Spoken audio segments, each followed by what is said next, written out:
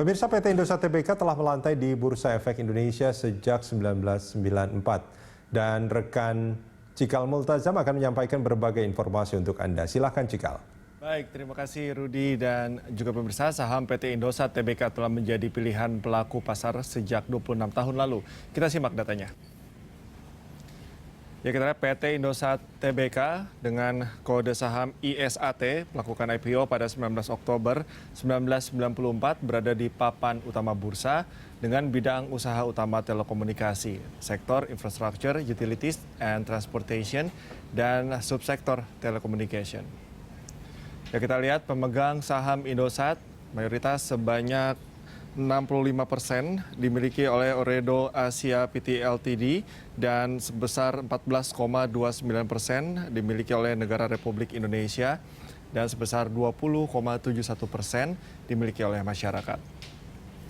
Ya, kita lihat pergerakan harga saham Indosat dimulai pada awal tahun di bulan Januari dimulai dari 2.890 per lembar saham, kemudian turun drop di bulan Februari di 2.170, kemudian menuju ke titik terendahnya pada akhir Maret di 1.200 dan kemudian naik pada awal April 2.180 dan turun kembali di akhir Mei 2.110 dan melonjak naik pada pertengahan Juni di 2.530, kemudian turun kembali pada awal Juli 2.320 dan di akhir Juli ini naik di 2.560.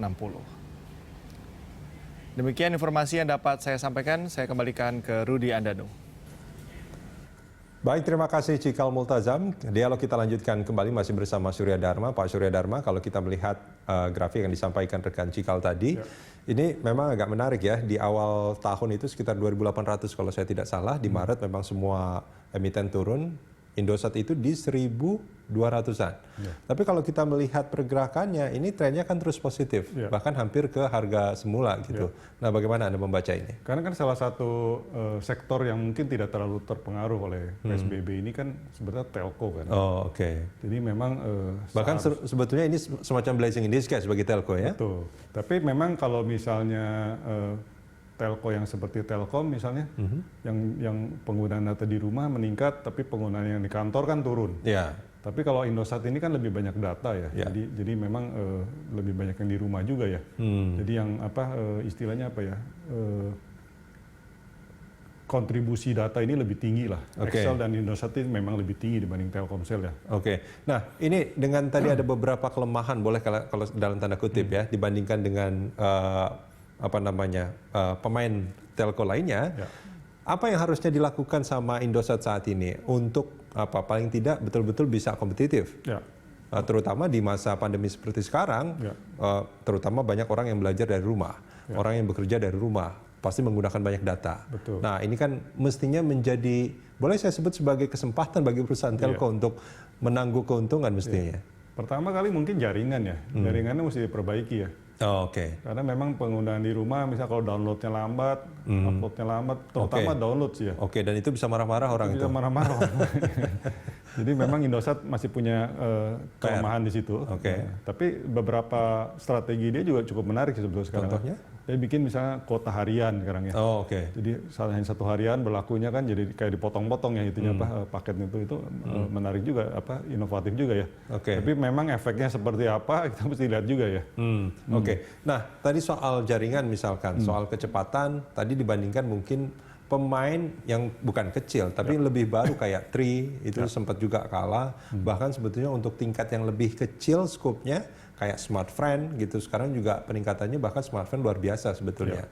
Nah, bagaimana dukungan dari misalkan perusahaan induk Ooredoo misalkan ini kepada Indosat? Ya memang Ooredoo diharapkan kan dulunya kan memang supaya lebih untuk pendanaan mungkin lebih fleksibel ya. Karena ini kan suatu industri yang memerlukan capex yang sangat tinggi kan. Tapi memang belakangan saya belum melihat secara signifikan ya. Itu kan. Jadi memang misalnya profit juga lebih banyak dari penjualan tower misalnya kan. Bukan dari operasionalnya ya. Tapi memang dukungan capex ini walaupun diberikan, tapi memang kalau kita lihat dari kualitas jaringan itu kan masih tertinggal ya. Jadi memang masih PR yang cukup banyak ya buat Indosat ya. Khususnya memang belakangan ini dengan penambahan BTS misalnya kan, kualitasnya agak membaik, ya itu sih sebetulnya positif ya menurut saya.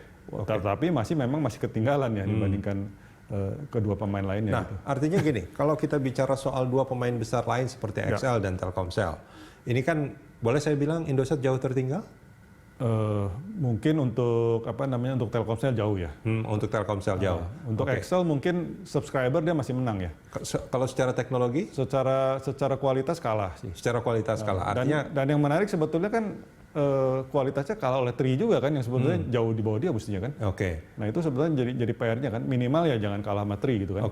Nah dengan laba bersih 2019 yang akan rencananya untuk ekspansif untuk jaringan 4G dan 5G, apakah ini sudah cukup sebetulnya, atau sebetulnya perusahaan induk Ooredoo misalkan itu mestinya juga membantu lebih signifikan lagi untuk membuat lebih kompetitif Indosat? Kalau 5G mungkin mereka belum sih ya, tapi memang 4G, 3G sama 2G pun masih meningkat sebenarnya. Towernya masih ada penambahan gitu ya. Memang itu harus diperbaiki terus. Untuk persaingan ya, memang persaingannya sangat ketat. Dan yang kedua kalau menurut saya sih mungkin kebijakan mereka menaikkan ARPU udah cukup bagus ya. Jadi tarif mungkin naik, jangan terlalu banyak diskon ya, karena jauh juga ya dibandingin pesaingnya kan. Akhirnya kan itu juga menekan margin mereka juga kan.